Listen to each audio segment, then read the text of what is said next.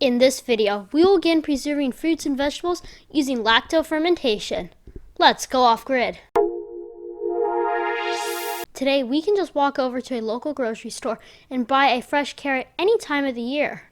Go back 160 years ago, and there was no such thing as grocery stores. People were growing their own food and running small farms and farmers markets. However, when winter comes along, the plants are probably saying something like, "Hey, is it just me or is it a little cold out here?" You're right. Do you want to take a nap for 5 months? Sure. Since there isn't much fruits or veggies in the winter, people ate seeds, wheat, and other fruits and veggies that might grow in the winter. In 1857, Louis Pasteur first experimented with fermentation using milk, using the naturally occurring yeasts in the milk to preserve the milk for a long amount of time.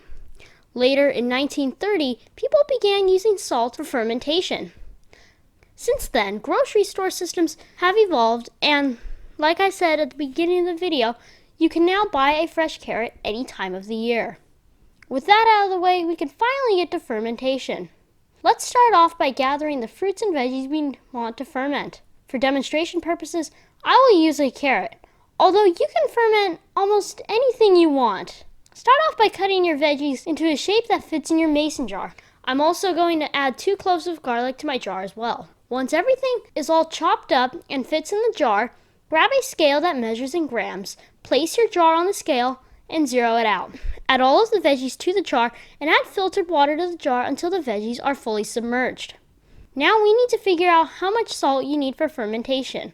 We have 479 grams of veggies and water, and we need to add 2.5% of salt to the water. To calculate how much salt we need, multiply the amount of veggies and water by 0.025 we need, which in my case is 11.75 grams.